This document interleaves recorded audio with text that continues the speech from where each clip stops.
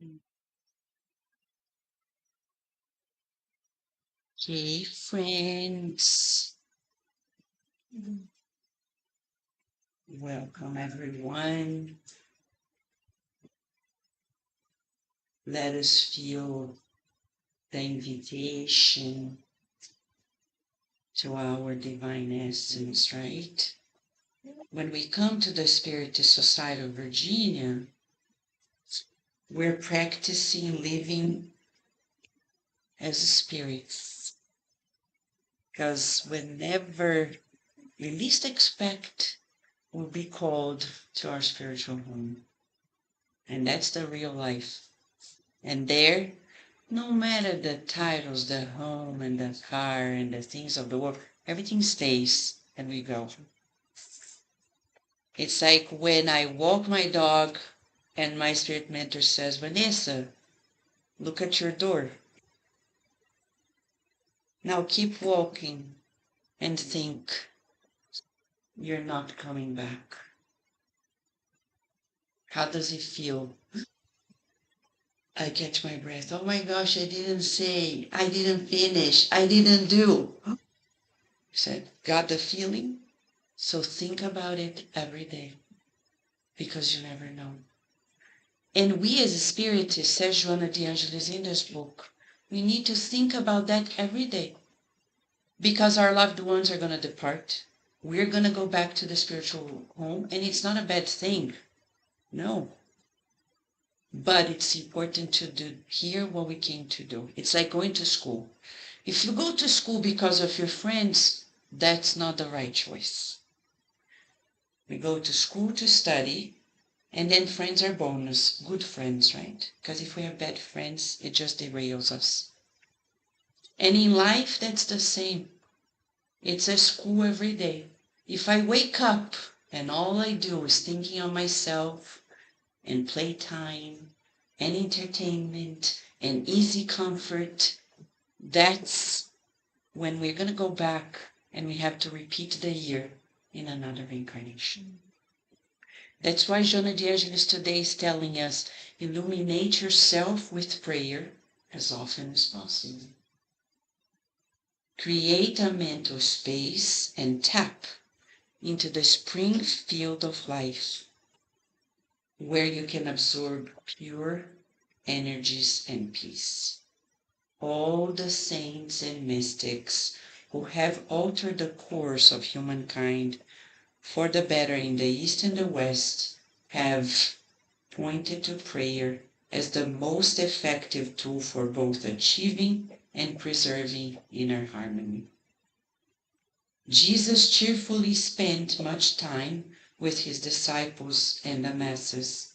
However, he also reserved time to talk with God through prayer, and he praised the excellence of such sublime colloquies for others. So leave the turmoil for the oasis of prayer to bask in self-renewal and peace. So let us pray. If they're saying pray, let's pray. Let's feel the presence of our guardian angels who take this life very seriously and open ourselves.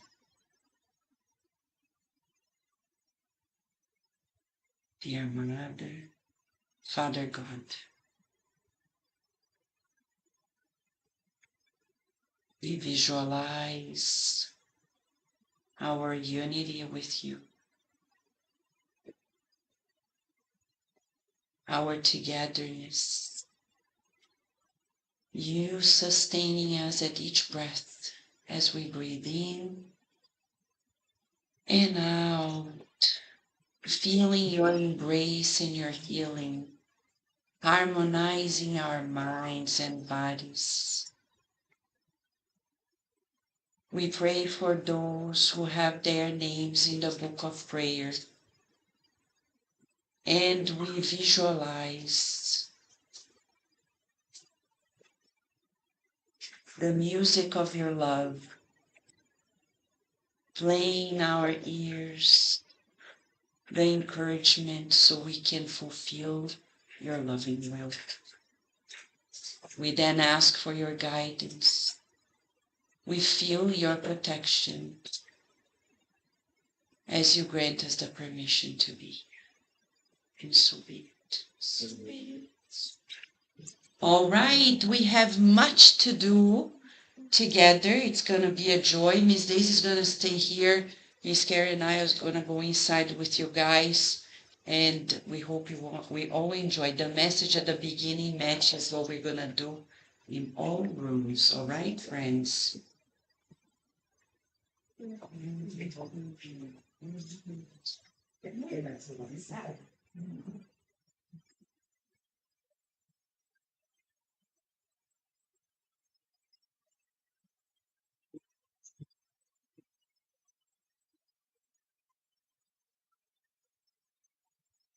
Just a second.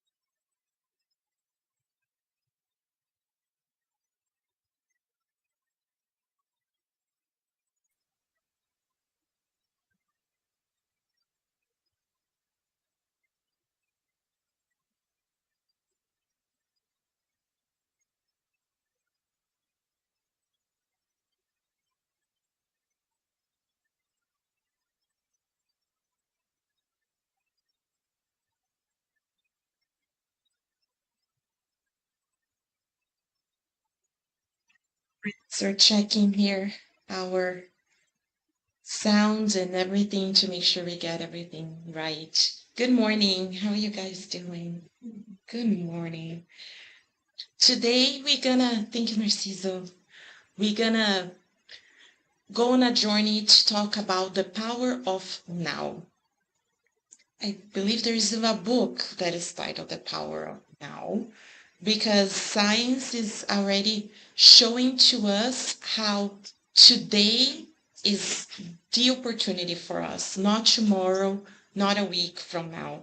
But today we're going to talk about the importance of this gift. It's so beautiful that it's called the present because it is a present in our lives. So we're going to base our study today on a message that's in this book, yet to be translated, but the message we translated to English for our study today is titled Defile by Humberto de Campos through Chico Xavier. Who was Humberto de Campos? Humberto de Campos was a very well-known Brazilian writer, journalist. He was very well-known throughout Brazil. But during his reincarnation, he was actually not a spiritist. He heard about spiritism, but he ignored it. He pushed it aside. It's like, oh, I don't want anything to do with this. But then later on, he gets very sick. Towards the end of his life, he starts to rethink a lot of things. So then when he discarnates in the spiritual realm, he realized the importance of us having this vision in both realms. So as a great writer, he wrote many tales and he brings to us real accounts, as we've been studying throughout this year, right, of stories of people like all of us. And today this story is about John Matthew. So let us first listen to the story and then we're going to break down the message together. Okay?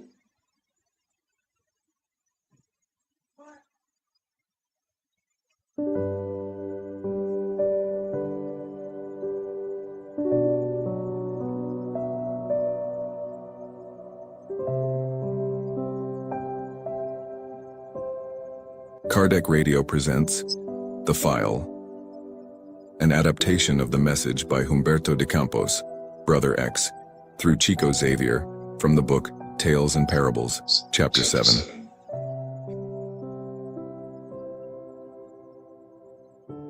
On the night he turned 50, John Matthew, a distinguished spiritist speaker, gathered with his friends to pray in gratitude for life. When the house grew quiet, he went to bed.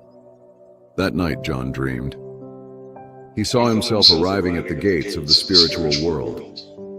Overcome by lightness and joy, he prepared to ascend into the splendor of heaven. But then, a kind worker at the celestial gate approached him. John, before you move forward, it would be wise to take a look at your file, just to avoid any unpleasant surprises.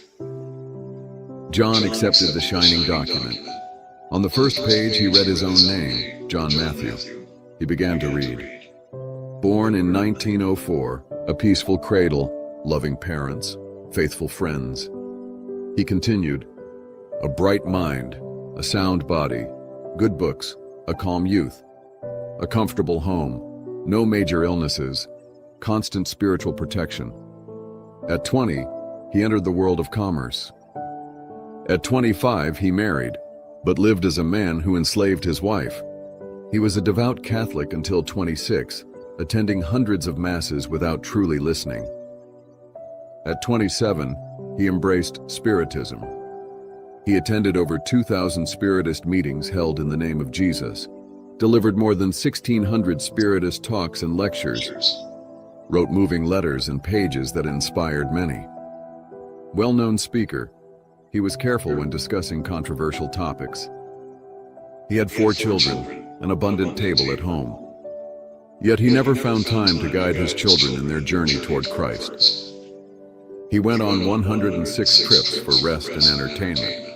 He showed significant intolerance toward his neighbors and was resistant to any change in habits that would allow him to serve others.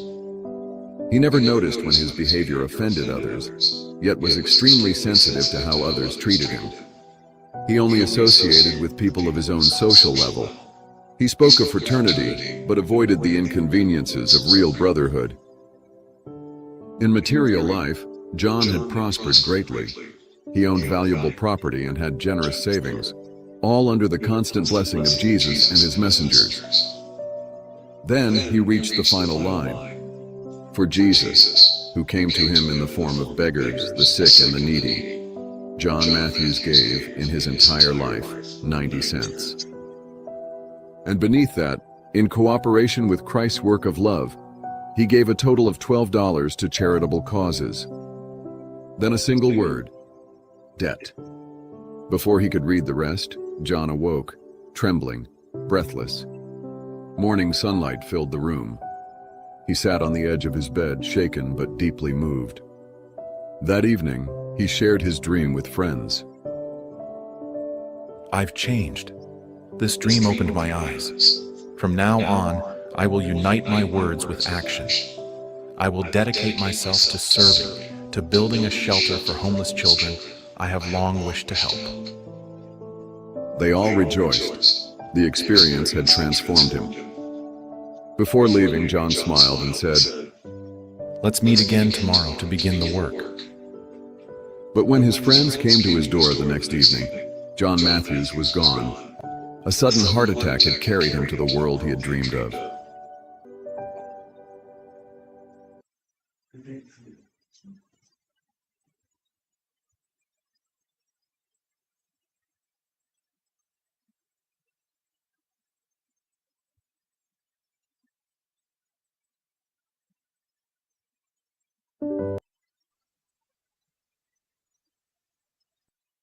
Dear friends, are you surprised?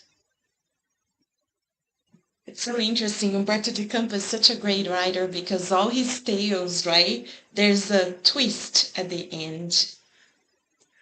But let us go back to this story because it starts by saying that John Matthews has a dream and he goes to the spiritual realm and he learned that he has a file. do we know that we have a file in the spiritual realm? And we can imagine, right? Is it a very short file or a very thick one? Because it's definitely a folder with all our reincarnations, so everything is there.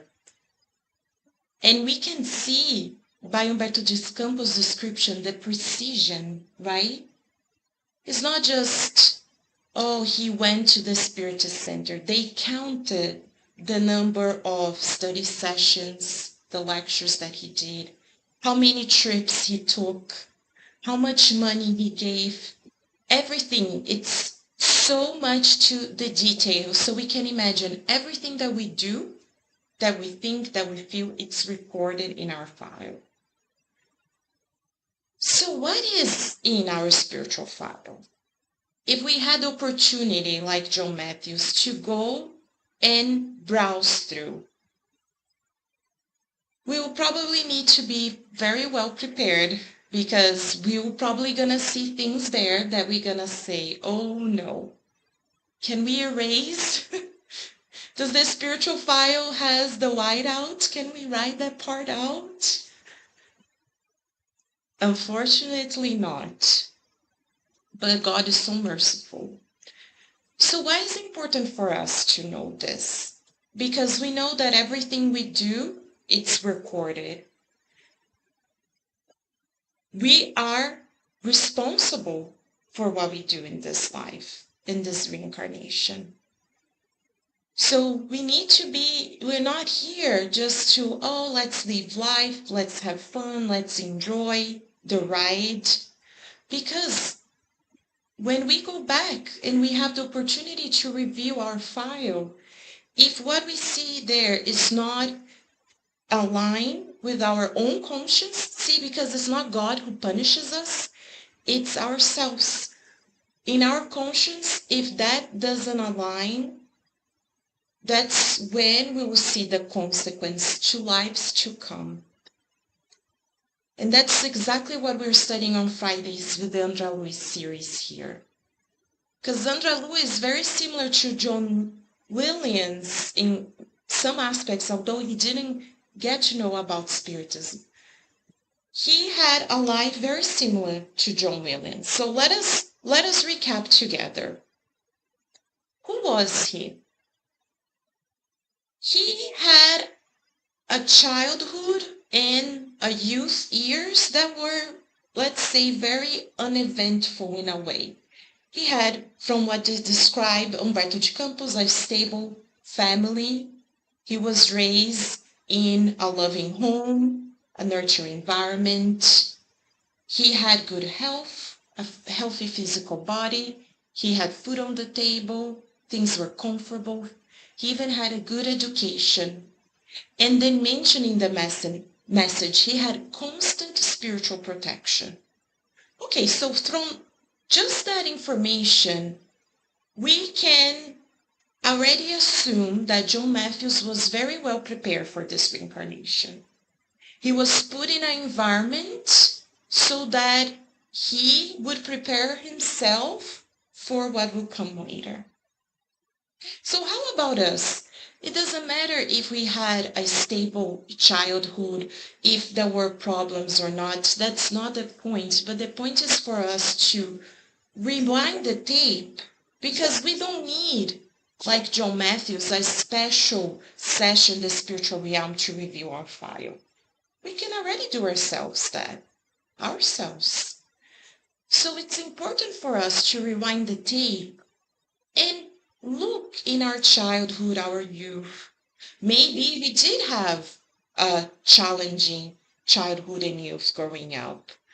But there is a reason why. Nothing is by chance. So we can understand the environment that we are in and what that prepared for us, like Chico Xavier.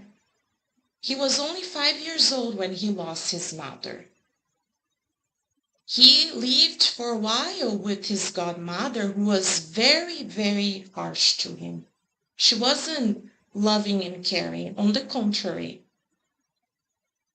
But that prepare him for later on, because he would have to develop a tough skin.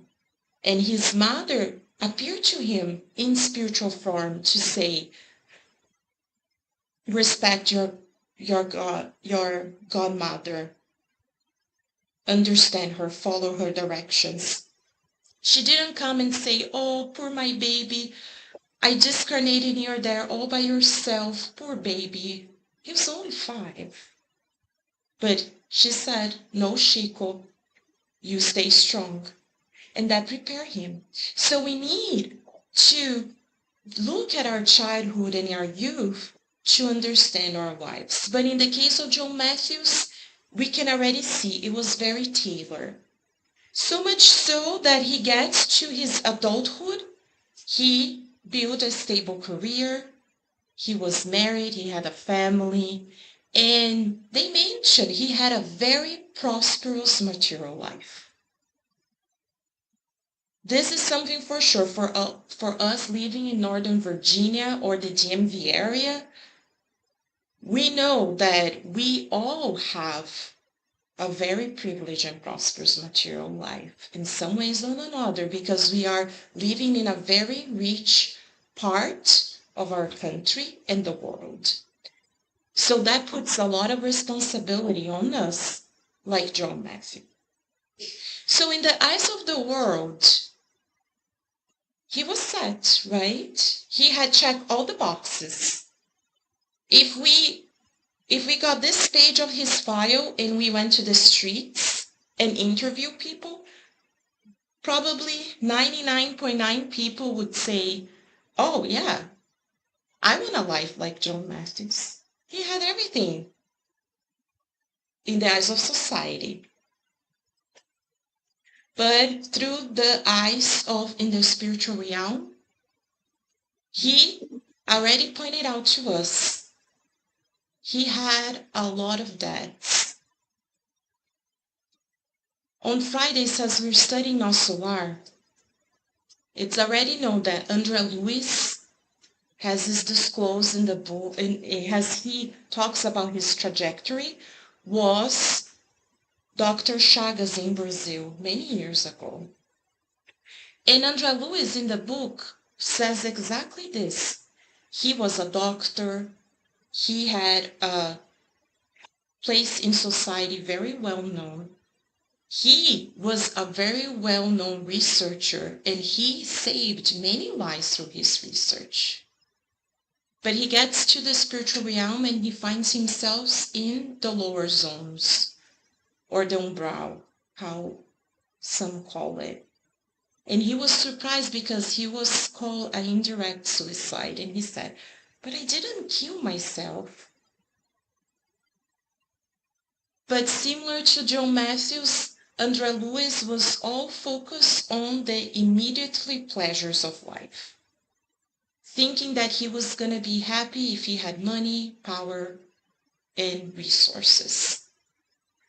But the question for us, as we are here to go deeper, and thanks to Spiritism, we can ask ourselves, what do we need to do to succeed in a reincarnation?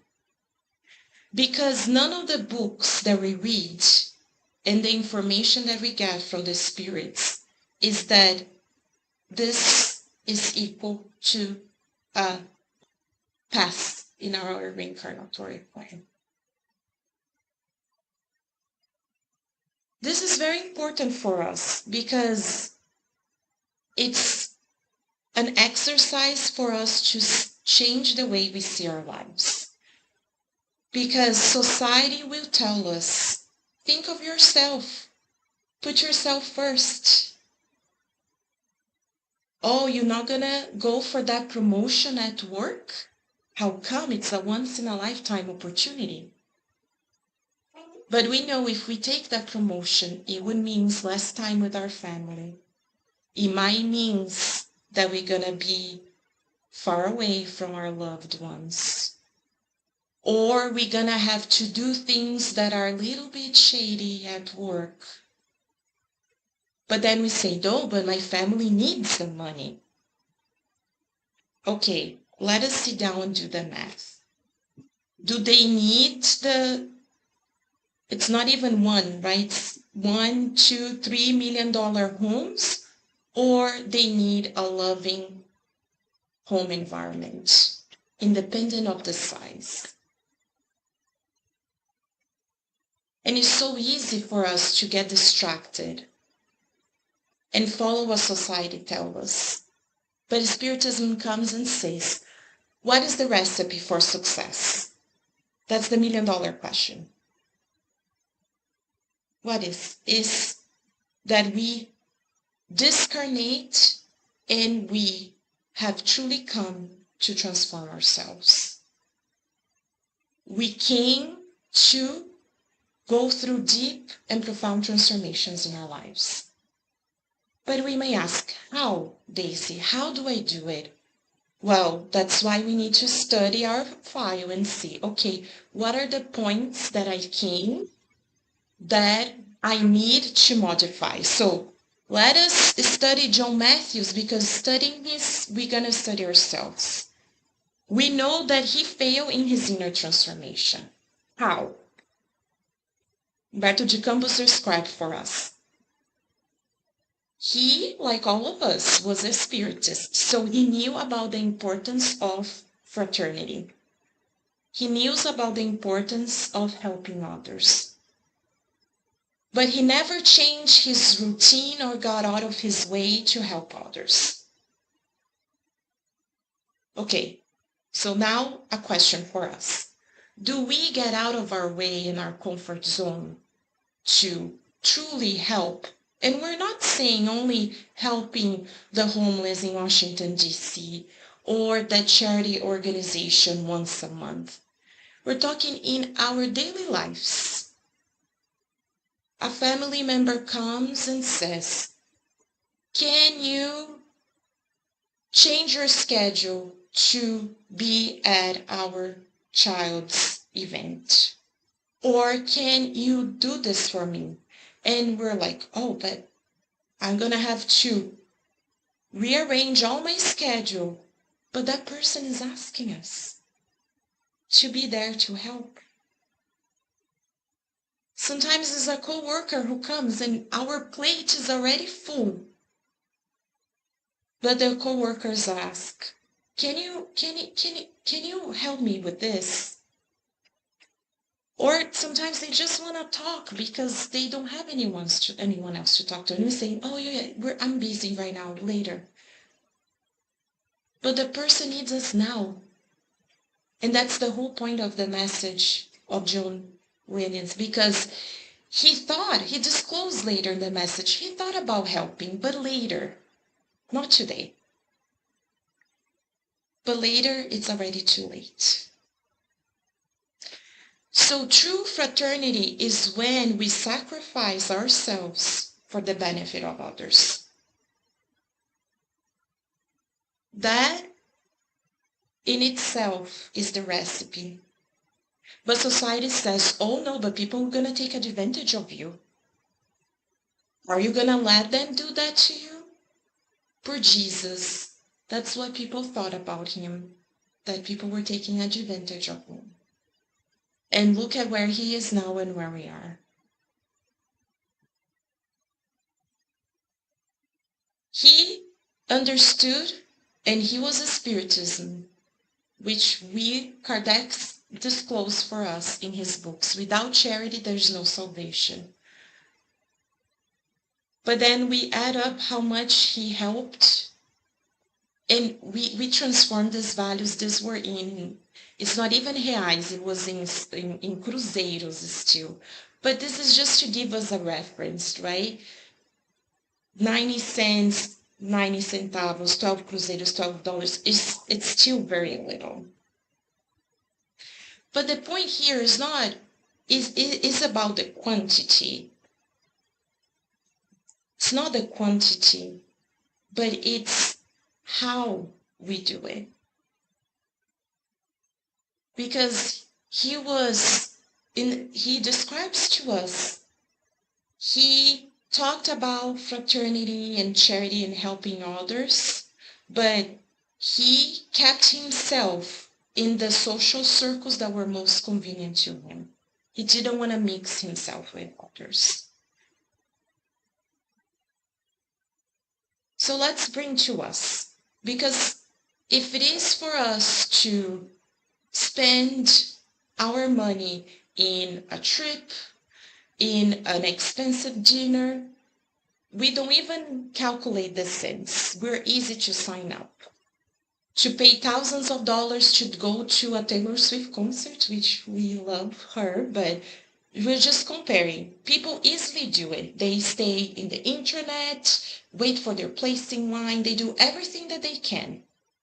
Oh, but then when it's for us to help sometimes a beggar on the street, we count the cents and we do the math. And then we go home and we might even help, and we go home and think, oh, they could easily find a job in a McDonald's. So that's the inner transformation, friends, because it's not the external, but it's the inner. And he was a speaker and a study of the gospel that is all about love. But in the most sacred place, which was his home, he didn't share his love with his family because he mistreated his wife. And if he truly loved his children, the first thing he would do, beyond, yes, they need to have food at the table, but the most important food is the food of the soul, which is leading our children to God. That is the gospel according to Spiritism. The most important mission of parents is to guide their children to God. That's the number one. If we fulfill that, we're set. So, how are we in our inner transformation? Because it's not about the outside, but within. And the important question for us today is, what are we doing with the gift of today, of right now?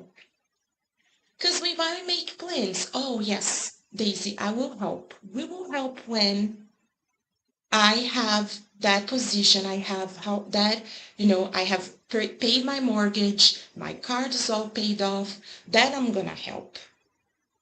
I am going to spend more time with my family. When? And then we complete the sentence. But as we saw with John Matthews, there was no time left, because death comes and says, today's the day. We don't know. We might have a few hours, a few minutes, a few weeks, years to come, decades to come. But when death comes, it doesn't give us any warning, It says, okay, graduation time. Now you're going to go to the spiritual realm. And in the book By the Messengers, which we study next on Fridays, we see cases after cases like John Matthews. People who were prepared. If we're here in this room today, we were prepared to this reincarnation. It's not by chance that we are here. It's not by chance that we are in this environment at this Spiritist Center.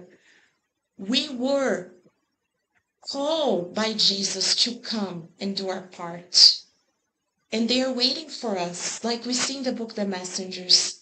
And then we get here and we get so distracted. And the guardian angels are saying, come on, let's go. You remember? We talked about this before you reincarnate. Let's go. Let us push ourselves to be uncomfortable. Because being in the comfort zone, we know that we are not truly working in that inner transformation. So how did John misuse his time? He was uninterested in helping others, as we already disclosed, right? And they disclosed the number of trips for entertainment and pleasure. Oh my goodness. Imagine our files, friends. They have there all the concerts that we went to, all the money we spend at the beauty store and everything. Oh my goodness. And then when it's to help others, how much that equals to. So that is a reminder for us. He thought only about himself. He studied and he understood that we're all brothers and sisters, but in his daily life, he said, I'm going to be with those people who think the same, who have the same social status with me. And then how does that affect our lives? Because are we only thinking about ourselves? Or as Jesus said, are we truly thinking that let me do to others what I would like to receive? That changes everything, because we get home and we think, okay, it's not about me and thinking about myself. There are people under my roof, what they would like to receive. Oh, they would like to get home and have a nice meal prepared. Okay, I can do that. Oh, they will be so happy. They already gave me so many hints that how happy they will be if I took the trash out without them asking. Do we see, when we think about helping others, we think it's something so grandeur, like John thought, constructing a shelter for others, but it's in the small things. It's not in the big grandeur things, but in the small things. Oh yeah, at work, what would my boss like me to do? Oh, he would like me to get that report to him without him having to bug me about it. Okay, I would do that. I'll make their lives a little bit easier because I don't know what's happening in their homes. So we see, if we take, Jesus is so beautiful, because if we take his prescription and apply it to our everyday lives, we're not going to be able to go wrong. He focused on doing things and not feeling. And this is so important for us, because especially here in the United States, it's all about the doing, right? Say, oh, but I don't even have time to sit down and relax because I'm doing this, I'm doing that. I go to work, I come back. And our schedules are filled from by the time we wake up, by the time we go to sleep. But then we're doing things like a robot. What is the difference of us? And they talk about the robots that are coming, right? It's because we have feelings. So the robot might bring us a cup of water, but we can give the cup of water with love and care for that person. And that changes everything, because it's all about how we feel. So it's not so much about the number of spiritist sessions that he went to, how much he had in his bank account, not even how much he gave out, which was very, very little. But it's how we do it, if we're opening our hearts. And lastly, he postponed of doing the good, because he always planned to help tomorrow instead of today. So friends, today we're gonna wrap up with this question. How often do we wait for the right time to act? Because we're so good in making plans and thinking about the right place and the right situation, and then time just goes by. In the book 2,000 Years Ago, there's a beautiful moment when we have the senator very proud. He was not speaking. He lived in the same route as his wife, Livia, Senator Publius Lentulus and Livia. For a plot that you have to read on the book, we're not going to have time to disclose. He spent more than 20 years living under the same roof and not speaking a word to her, treating her like she was no one. But after so many years and so many things happened, he finally realized, and he was like, this is so, I'm so stupid, right? Why I'm doing this, right? She's right here, she's the love, and they love each other. Talk about soulmates, right? They love each other. But there was a context at the time. And then he hears she's in the room next door. She's singing a beautiful song. Not actually a poem, right? But we know poems at the time were actually songs, right? So she was there and he feels, he's like, he wants to open the door. All he needs to do is open the door and embrace her. That's all he needs to do. Doesn't even need to say anything because she was there, faithful and loving. So he had the time right now. But then he thought, oh no, it's been 20 years. I need to do a grandeur thing for her to forgive me. So he thought, okay, tomorrow I'm going to receive the highest, most prestigious award for the Roman Empire at the time. So he said, perfect situation in his mind, right? I'm going to receive the award. She's going to be there. And I'm going to declare my love for her. Then we read in the book what happens. The moment never comes. And she actually discarnates very tragically. Again, read the book. But he doesn't have a chance to reconcile before she dies. The story, Livia rises up. Jesus himself comes to embrace her. And Senator Publius Lentus is Emmanuel, which today is reincarnated on earth with all of us going through pandemics, shutdowns, and so on and so forth. She is in such a higher sphere that she doesn't even to reincarnate on earth anymore. So, friends, the time is now. Let's not wait for tomorrow. This morning I was reading the news. It's an interesting story. You know, not talking about the person, but the situation. Mackenzie Scott is the ex-wife of Jeff Bezos. And she, after her divorce, has been helping a lot of charities. And I got to know this morning that her drive to help others started in college when she didn't have the means. She was, I don't know the context and I don't know what happened.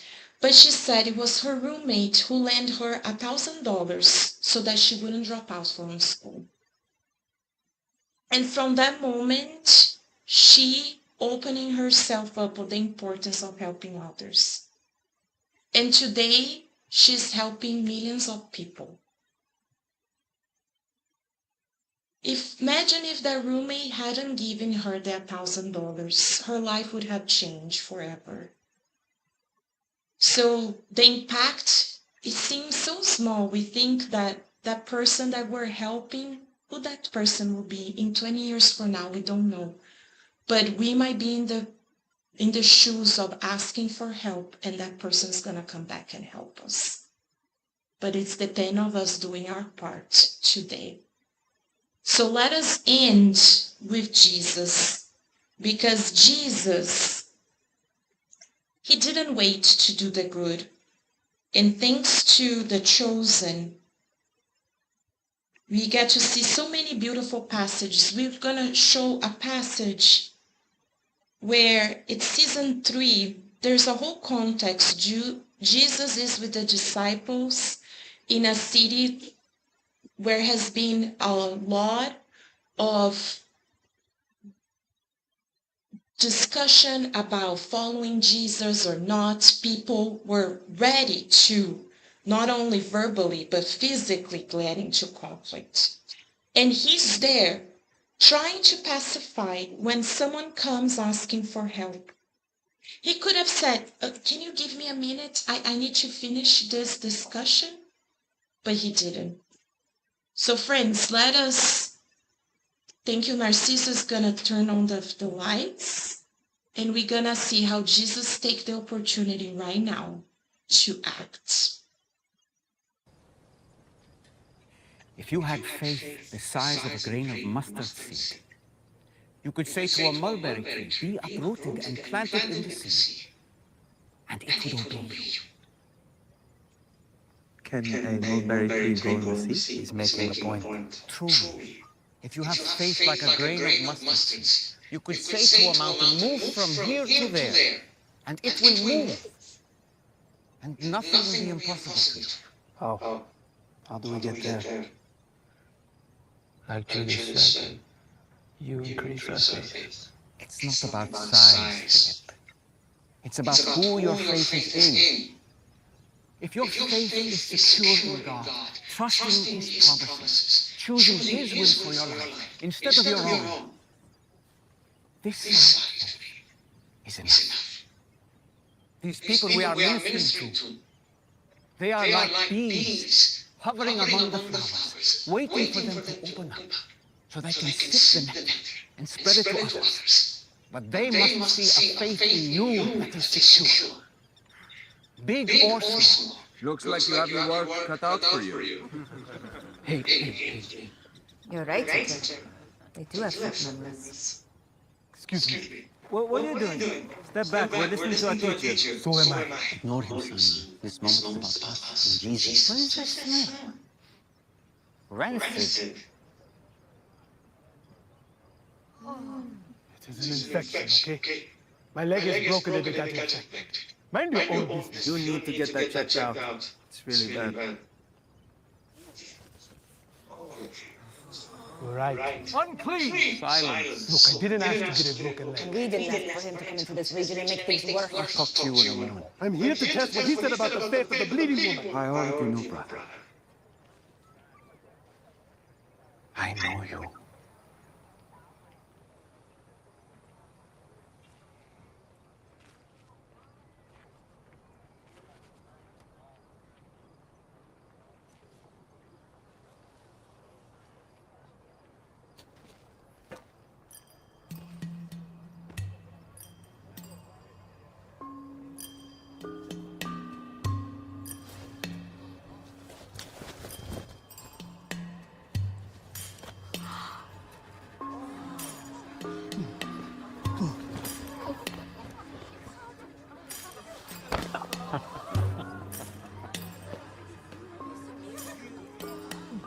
Under normal circumstances, I would strictly charge till no one, in some regions and with some people. It's just not my time to be reviewed and to escalate tension too soon. But it looks like we're past that. It's been a long time since I've read.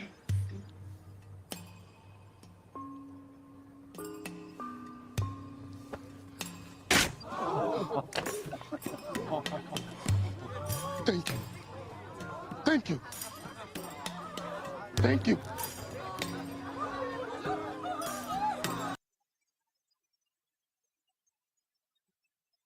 Can keep the lights off, Narciso. Thank you. Friends, let us keep this image of Jesus. We'll keep the lights down for us to start connecting with Him. Jesus didn't wait to act. He helped. He did His part. He stopped what He was doing.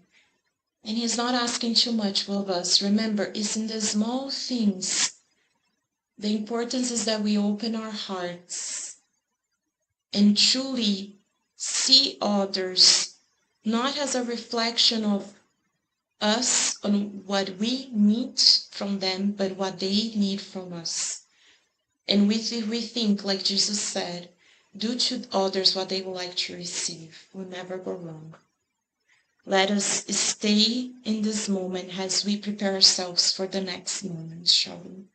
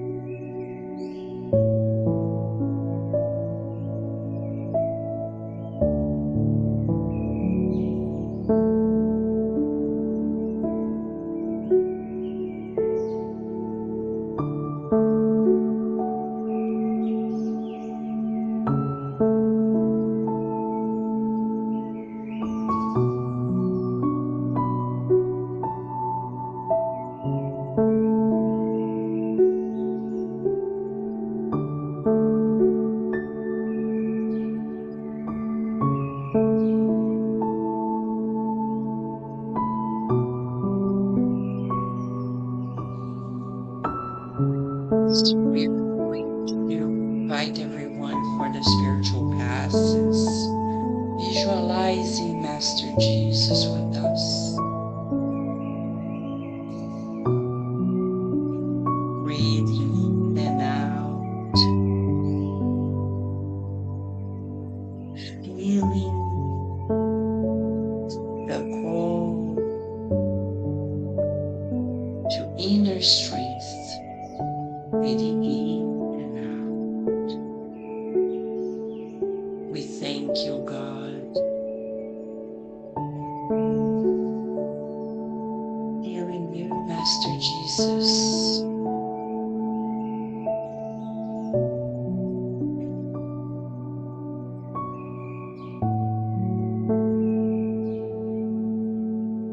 In front of us.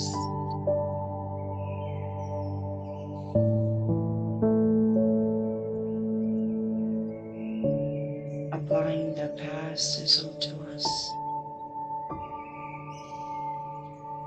We visualize rays of your healing light.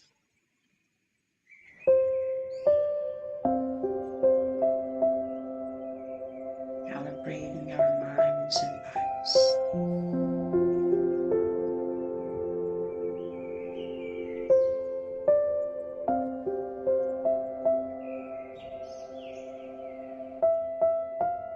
Visualize your loving care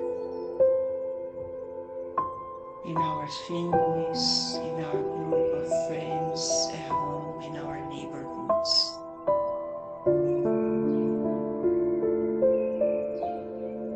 And we want to thank you for the gift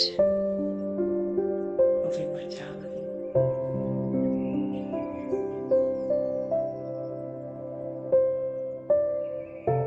With you, to know that we're never alone, Master Jesus, and you're always with us. Like the man who was healed, we feel ourselves before you today, accepting and absorbing your healing presence.